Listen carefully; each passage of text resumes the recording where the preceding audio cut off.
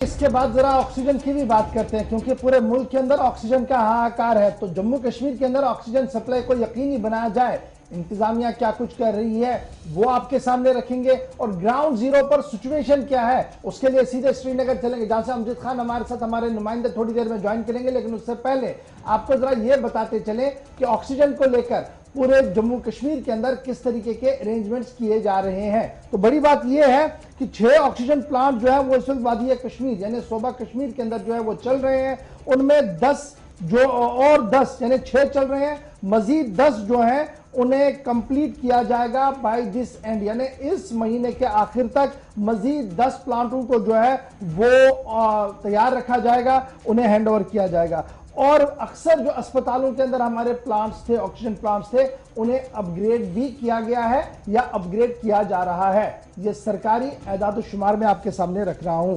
कश्मीर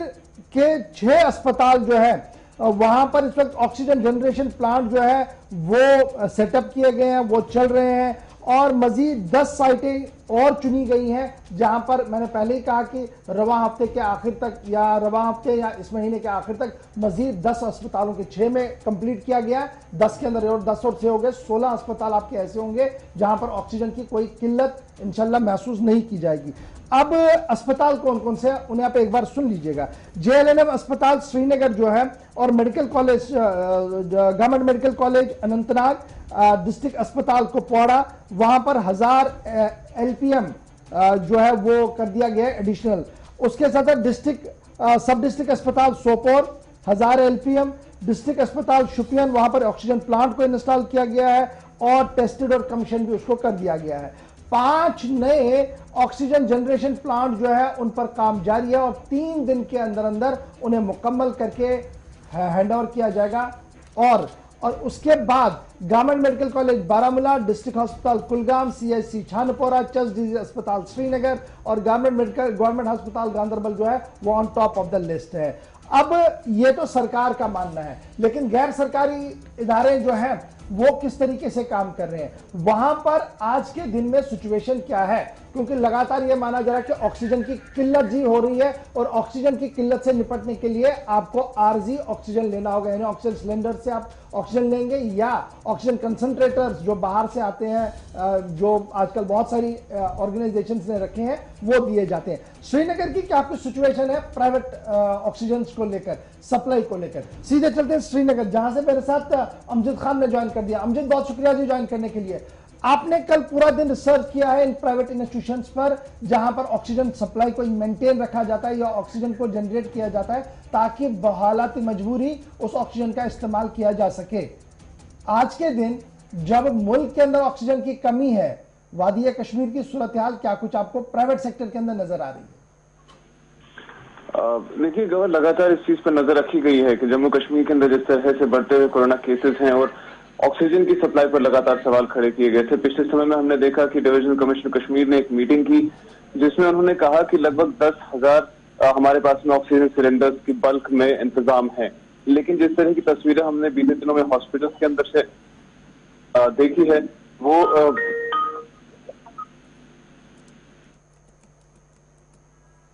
जी देखिए, जिस तरह के सवाल हम लोगों ने लगातार पिछले समय में देखे हैं कि उठ रहे हैं जम्मू कश्मीर समेत पूरे हिंदुस्तान के अंदर ऑक्सीजन की अवेलेबिलिटी को लेकर के, तो वो एक बड़ा सवाल जम्मू कश्मीर के अंदर भी था। गवर्नमेंट तो अपनी तरफ से पूरी कोशिश कर रही है कि हर एक हॉस्पिटल के अंदर एक प्राइवेट अपना खुद का एक ऑक्सीजन कंसंट्रेशन या जनरेशन प्लांट सेटअप किया जाए। वहीं दूसरी तरफ जो प्राइवेट हमारे इंडस्ट्रीज हैं, जो ऑक्सीजन जनरेशन या मैन्युफैक्चरिंग प्लांट है, उनको भी पिछले 1 साल में लगातार सरकार एक्टिव करने के प्रयास में लगी है। जब से 2020 का कोविड शुरू हुआ है तब से ही सरकार ने उन सारे प्लांट्स को आदेश दे दिए थे कि आप या तो अपने प्लांट्स को एक्टिव कर दीजिए या तो आपकी लाइसेंसेस कैंसिल हो जाएंगी। एक्टिवेशन के बाद जो खबरें सामने आ रही हैं वो काफी ज्यादा शॉकिंग है, क्योंकि पिछले 2 दिन में हमने जो रिसर्चेस किए हैं उन रिसर्चेस से हमें ये पता चला है कि जम्मू कश्मीर के अंदर, प्रिसाइसली कश्मीर का जो इंडस्ट्रियल एरिया है, वहां पर 5 बड़ी हमारे पास से मैन्युफैक्चरिंग इंडस्ट्रीज हैं जो ऑक्सीजन को मैन्युफैक्चर करती हैं, जो साल 2020 से पहले या तो एक्टिव नहीं थे या फिर इंडस्ट्रियल सप्लाई में काम कर रहे थे।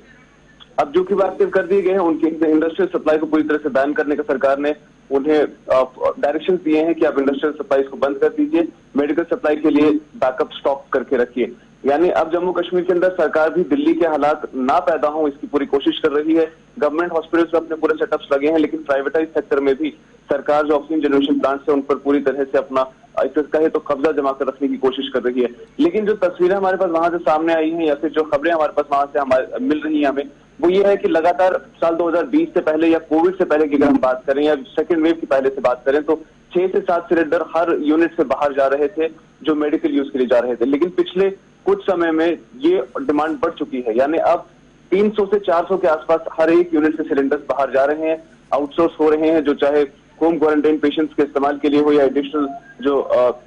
चेस्ट डिजीज या फिर ब्रीदिंग डिजीज के जो पेशेंट्स हैं। ये जो आप बता रहे हैं कि अचानक से इजाफा हुआ चूंकि कोरोना की लहर जम्मू कश्मीर के अंदर भी है, ये सरकार की तरफ से लिया जा रहा है या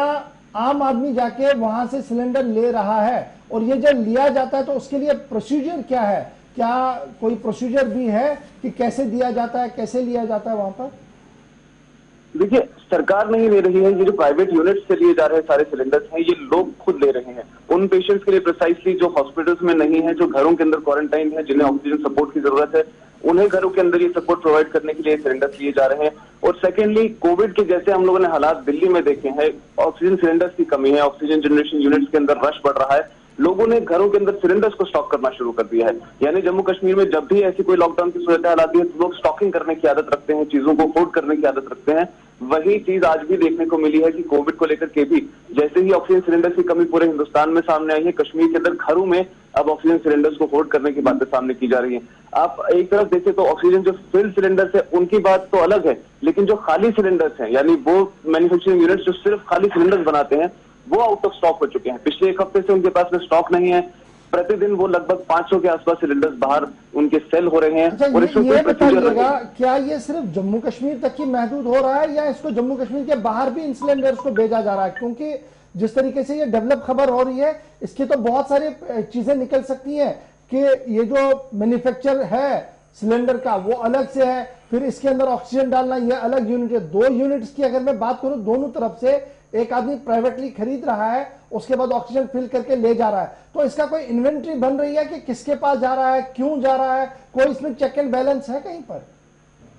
इसमें ऑन ग्राउंड तो कहीं पे कोई फिलहाल चेक एंड बैलेंस हमें देखने को नहीं मिला है। हमने जब कंफर्म भी किया कि आप किन लोगों को दे रहे हैं तो उन्होंने कहा कि लोकल लोग हमारे पास आते हैं, उन्हें ऑक्सीजन सिलेंडर्स की रिक्वायरमेंट होती है, वो हमसे खरीदते हैं, हम दे देते हैं। यानी एक रिसीट बनता है जिस रिसीट पे सिर्फ नाम और प्राइस लिखा जाता है, उसके अलावा कोई बैकग्राउंड चेक नहीं है, कहाँ सिलेंडर्स जा रहे हैं इसका कोई भी रिपोर्ट नहीं है। लेकिन जब हम लोगों ने इन्हीं मैन्युफैक्चरिंग यूनिट से बात की कि क्या आपके पास आउटसाइड स्टेट से कोई कॉल्स आए हैं, तो लगातार उन्होंने भी कहा कि हमें हेल्प सपोर्ट कॉल्स कई सारे लोगों से आए हैं कि हमें सिलेंडर्स की जरूरत है, जहां पर हम लोगों ने अभी तक अपने स्टॉक्स पूरे नहीं कर पाए हैं तो हम दूसरे लोगों को क्या स्टॉक प्रोवाइड करें। लेकिन इन द बैकग्राउंड अगर देखा जा सके जिस तरह से हॉस्पिटल के अंदर से दवाइयां गायब हो रही हैं जम्मू कश्मीर के अंदर, जाहिर सी बात है कि शायद कई सारे सिलेंडर्स या तो बाहर बेचे जा रहे हो या कॉन्ट्रैक्ट किए जा रहे हैं। बड़ा इंपॉर्टेंट ये है, फटाफट से जरा ये भी बताइएगा, अक्सर हम देखते हैं कि जब इस तरीके की सिचुएशन होती है तो ब्लैक शिप्स हर जगह मौजूद रहते हैं और हर सोसाइटी के अंदर ऐसे लोग होते हैं, तो वो 10 का चीज 100 में भी बेचते हैं और अगर ज्यादा ग्रेव सिचुएशन हो तो मुंह मांगी दामों पर भी बेचा जाता है।